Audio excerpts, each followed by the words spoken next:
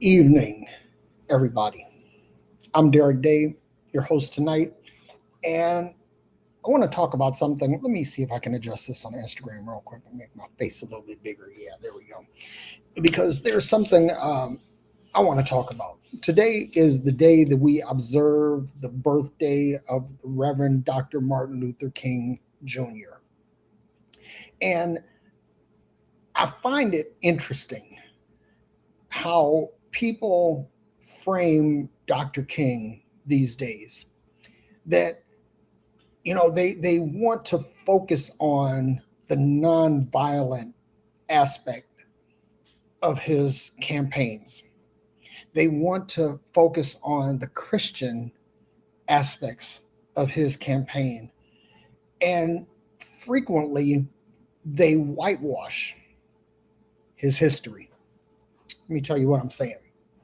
And this is the part that pisses me off, because I remember when all of the Black Lives Matter stuff kicked off, shortly after Michael Brown was murdered.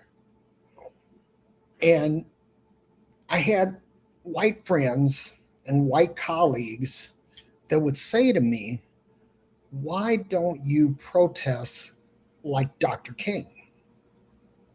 Why aren't you more like Martin Luther King Jr.?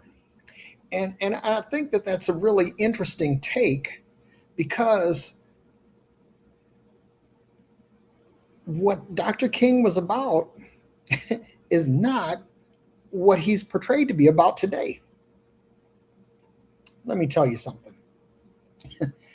One of the things about Dr. King is that at the time he died on April 4th, 1968, and yes, I'm old enough to remember exactly when that happened. I know exactly where I was when that happened.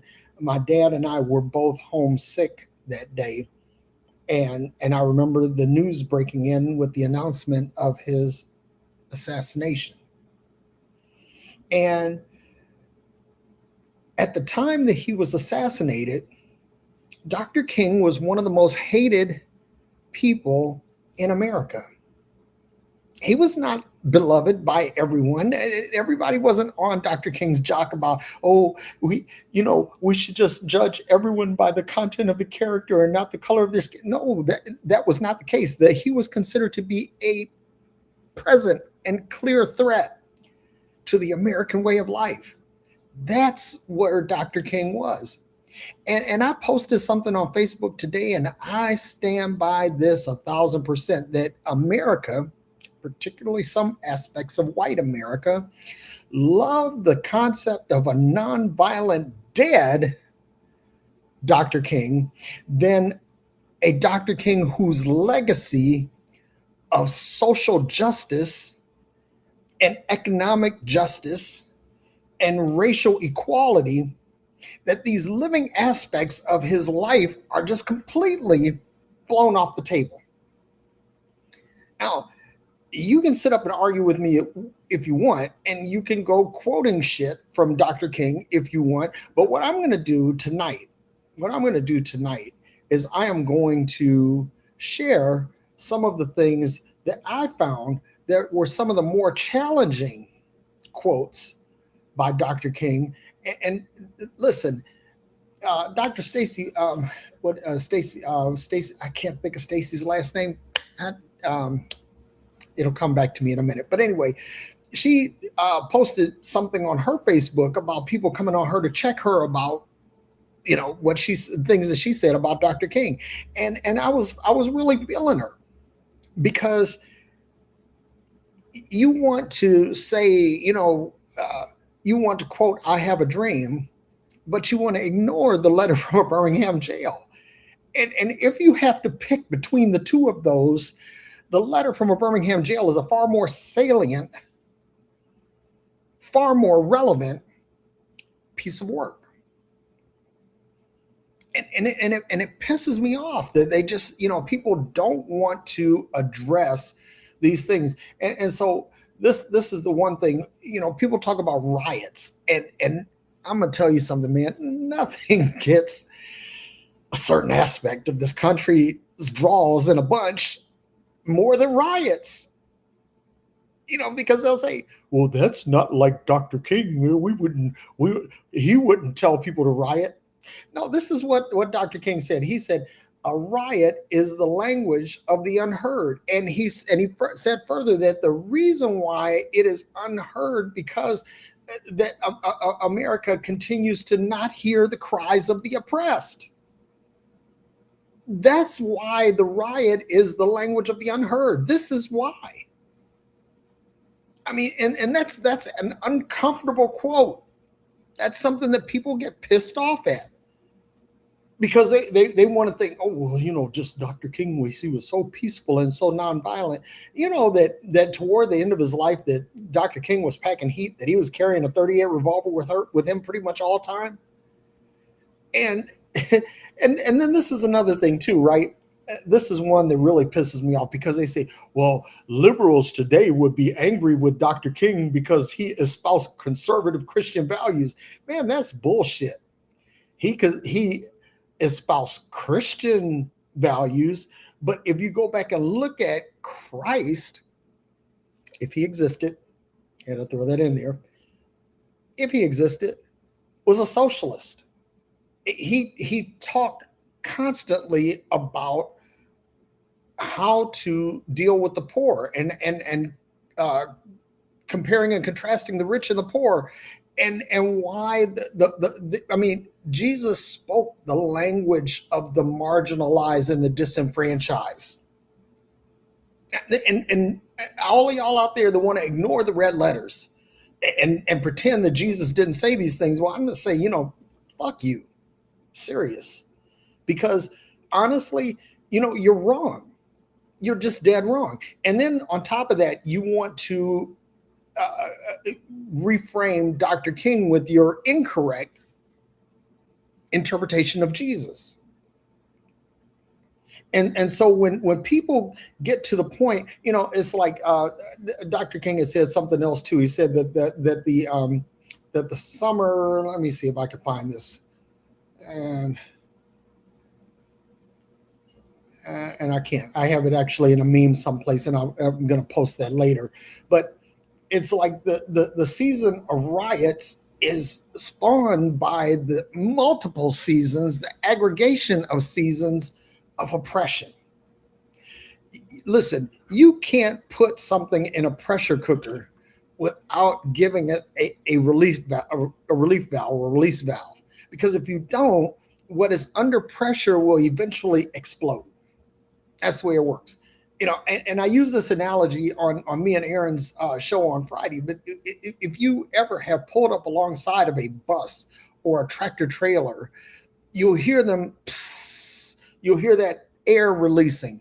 And the reason that air releases is that diesel engines for these large trucks, they have basically compressors that compress air to supply the brakes with air that pressurizes the braking system. Why is that? Because at a certain weight level, brake fluid that we put in our cars would boil, it would vaporize, and it would become ineffective, and there would be no pressure in the line to stop. But air boils at a higher point, so they use air to actuate the braking system.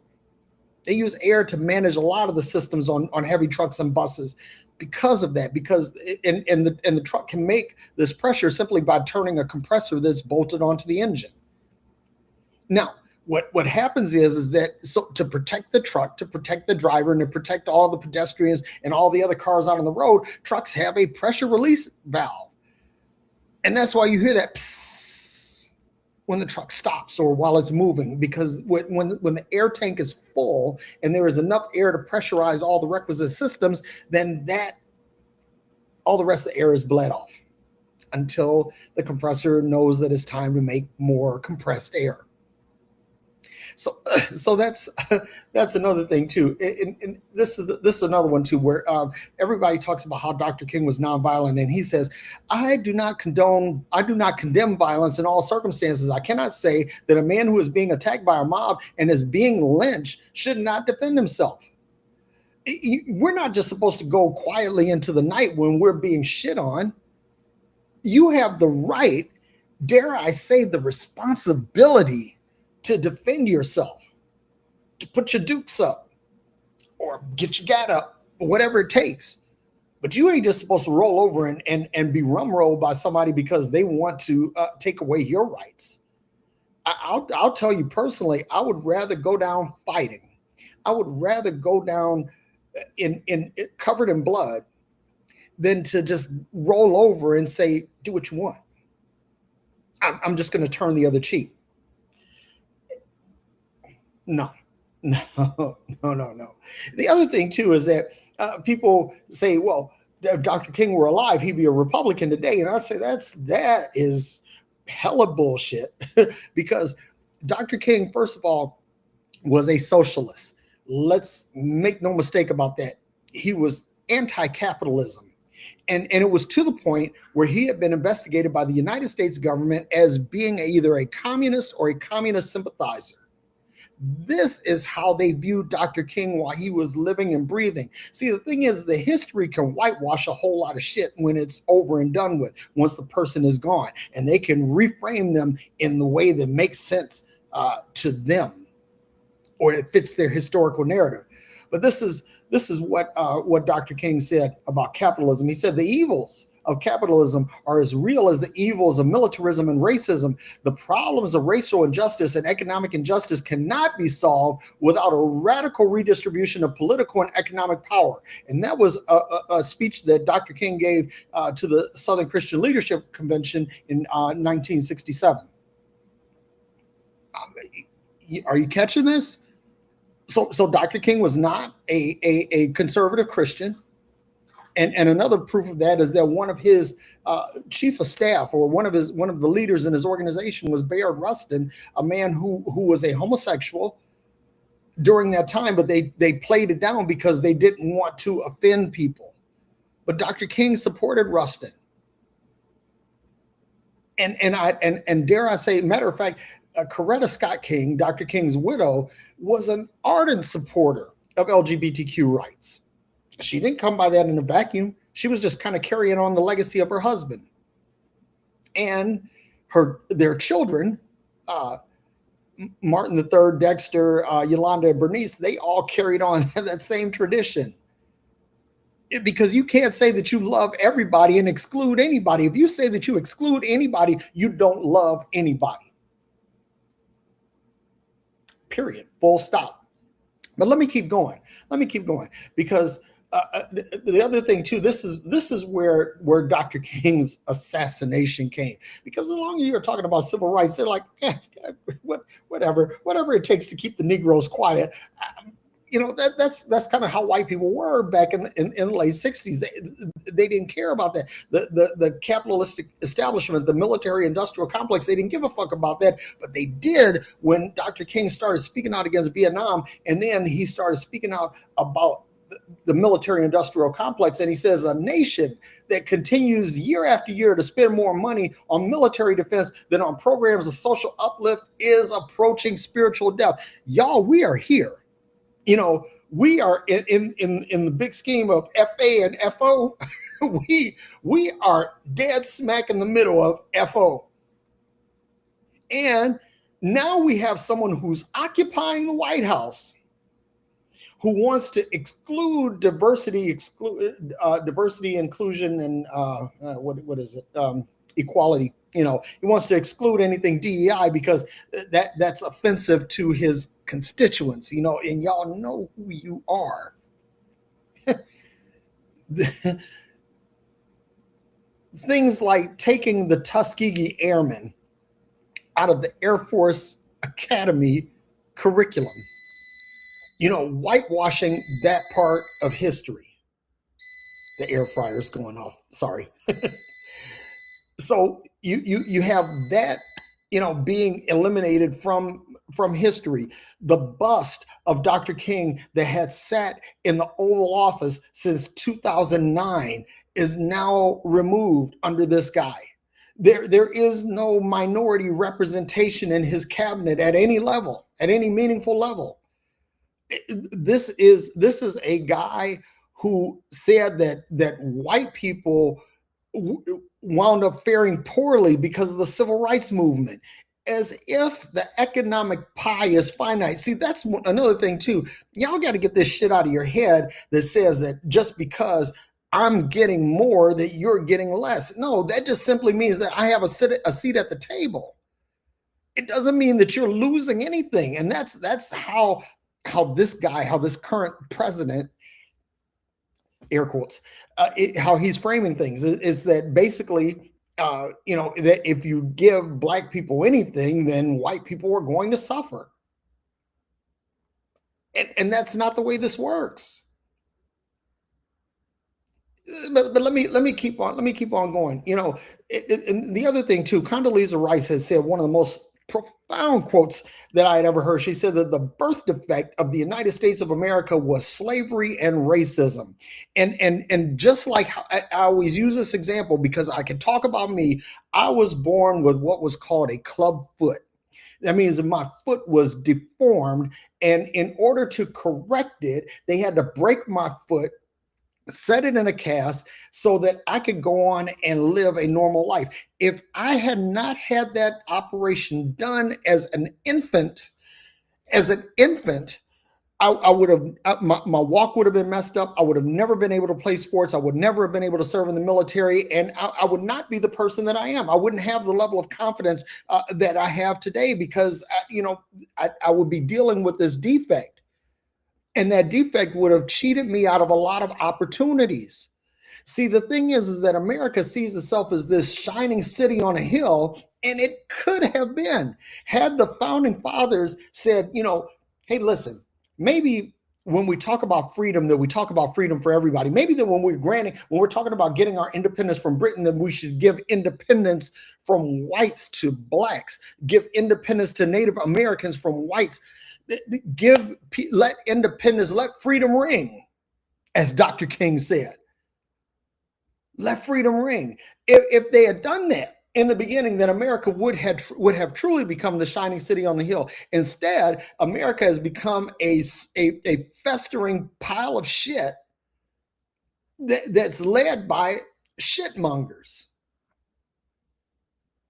And it doesn't have to be that way. Listen, you could change this, but another thing that we have to do is that we have to deal with history as it is, not like how we think it should be. And part of the problem with this country is that we had this birth defect that was never dealt with. Let me give you another example. Joaquin Phoenix, the great actor, Oscar-winning actor. He was born with a cleft palate, a hair lip, and at some point, his parents decided, hey, let's give our child a surgery that corrects this birth defect. And what happens? He becomes, a leading man. He becomes a successful actor. Without that surgery, Joaquin Phoenix would not be Joaquin Phoenix. In other words, we have to recognize that there is a problem and address the problem. We have to fix the problem. We have to fix the problem. And if you don't fix the problem, then the problem gets worse and worse and worse. Let me tell you this, that if you have cancer, if you're diagnosed with cancer, it's a good thing to be diagnosed with it early before it spreads to other parts of your body and becomes a clear and present threat to your well-being. If you can get those things done, then guess what? We could treat the cancer, and maybe you will go on and beat it, be in remission, and live a long and fruitful life. But if you don't treat it, if you act like it doesn't exist, then it just gets worse and worse and worse, and it cuts you off early. And again, this is where we are, because we're at the junction now that if we don't deal with this birth defect, we don't deal with the effects that slavery, the racism, the Native American genocide, that these things that have been put on our country, if we don't deal with these things right now, guess what? We're in end stage America. We are in end stage America. And let me say this is what Dr. King had to say about that. He said the price America must pay for the continued oppression of the Negro and other minority groups is the price of its own destruction. Y'all hear me on this. That if you don't fix this, the American experiment comes to an end. And I like to think of, people talk about Alexis de Tocqueville. Alexis de Tocqueville was a sociologist and a historian, and he had some real how can serious questions about how America rose to such prominence so quickly. And this was like right after the Civil War. And after de Tocqueville studied the United States for like 20 years. He spent 20 years here studying and writing about it.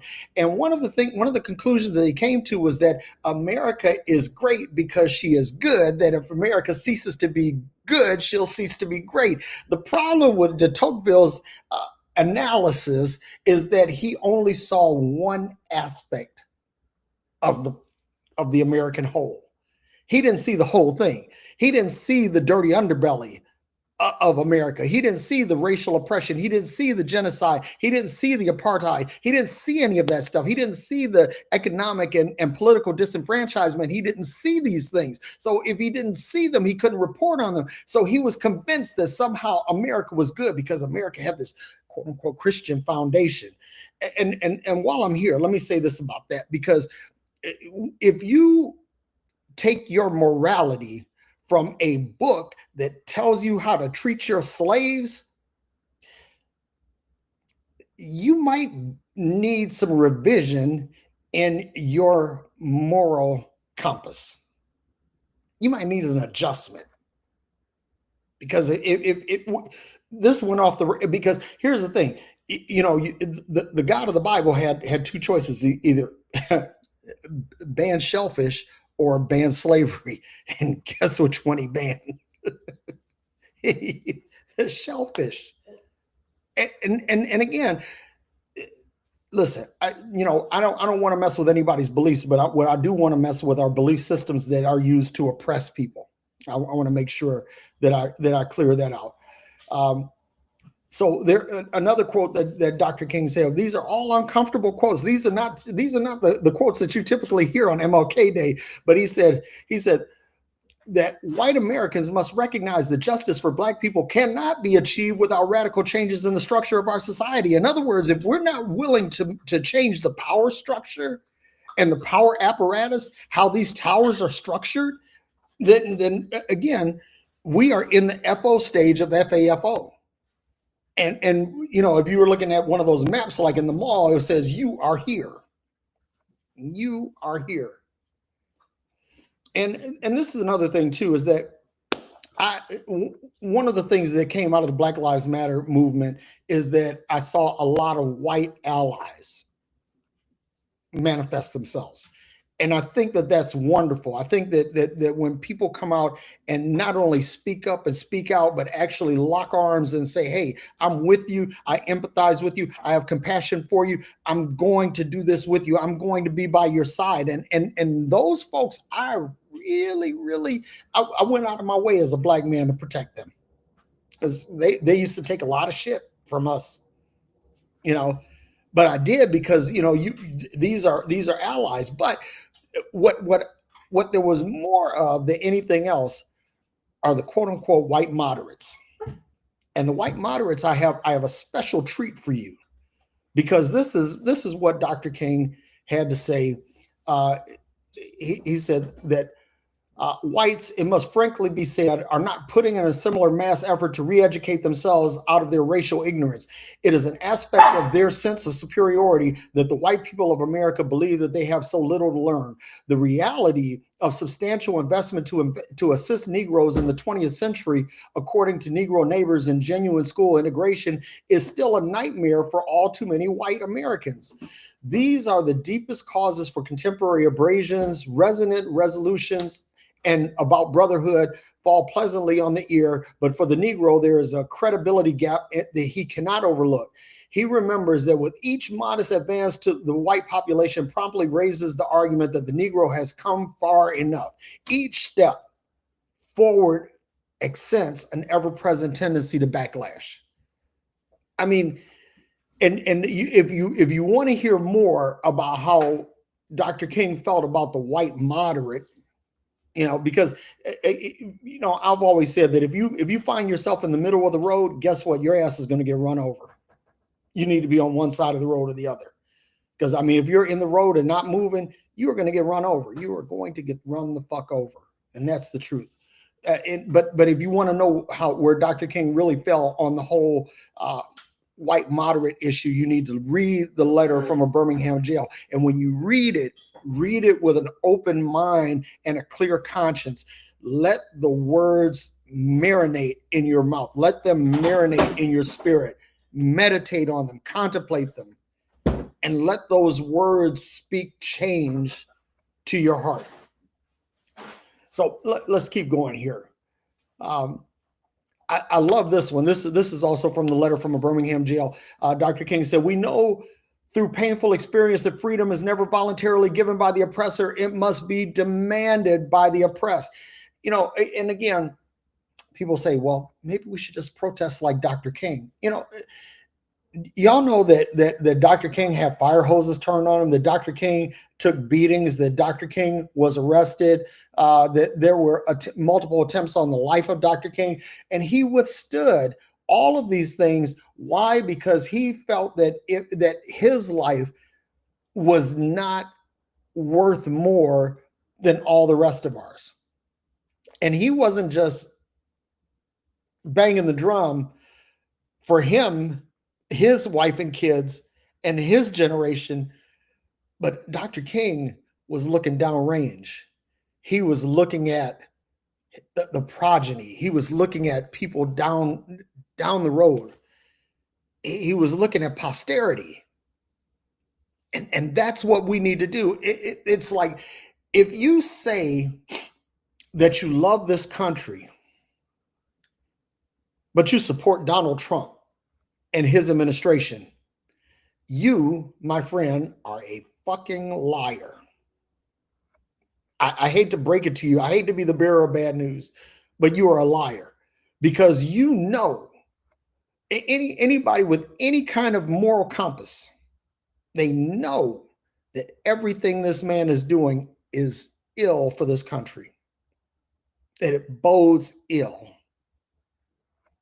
If you have any fabric, any moral decency, anything in you, you know.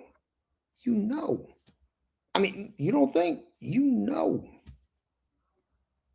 that this ain't right. You know that this ain't right. And you know, people like to quote, that only love can change the world. Dr. King said that. You know what? I believe at a certain level that's true, but I believe in a very practical kind of love. And my definition of love, and I think that this actually holds true. It's not just a hypothesis. I think that this is actually a testable theory, that love consists of two components, primarily empathy and compassion. Because if you take away either one of those things, and I love how these so-called evangelical white Christians are talking about how empathy is a bad thing. I absolutely love this. And you know why? Because it points out the hypocrisy of their religion. It's like, it said Jesus, when he encountered the rich young ruler, and he says, "Master, what must I do to inherit eternal life?" And Jesus said, "Take all you have, sell all you have, give it to the poor, take up your cross and follow me." And it said, but before Jesus had said that to him, it said Jesus loved him and said, why is that important? Because when Jesus loved him, he looked through his eyes and imagined himself in the footsteps of the rich young ruler. That's what love does. And also, love will expose whatever it is that you're yoked to. See, a lot of people, they don't want to help out people because they're yoked to their wealth. They think that somehow their wealth is going to save them. They think that their Protestant work ethic is what's going to get them into heaven. And at the end of the day, I would imagine that if biblical Jesus does exist and he's standing up there at the gates of heaven, he's going to ask you, what did you do to help others? It's not going to ask you whether you accepted him into his heart as your Lord and Savior, because brother, sister, that ain't in the Bible. That's not what's there. But caring for the poor, caring for the stranger, caring for the disenfranchised and the downtrodden and the oppressed, that actually is in there. So, and these are the things that Dr. King was really, really big on. And so speaking about capitalism and the Protestant work ethic, while I'm here, let me give you this quote. It says, again, we have deluded ourselves into believing the myth that capitalism grew and prospered out of the Protestant work ethic of hard work and sacrifices. Capitalism was built on the exploitation of Black slaves and continues to thrive on the exploitation of the poor, both Black and white, both here and abroad.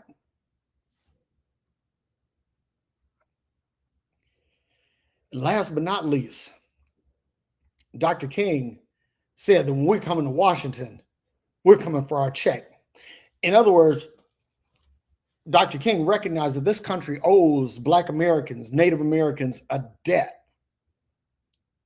And I'm not talking about like a debt of gratitude or, something nebulous like that. I'm talking about something that's finite and concrete, like money, like land, like something tangible. And as long as this country refuses to acknowledge that debt, much less make efforts toward paying it, man, I'm going to tell you something, that as we go right now,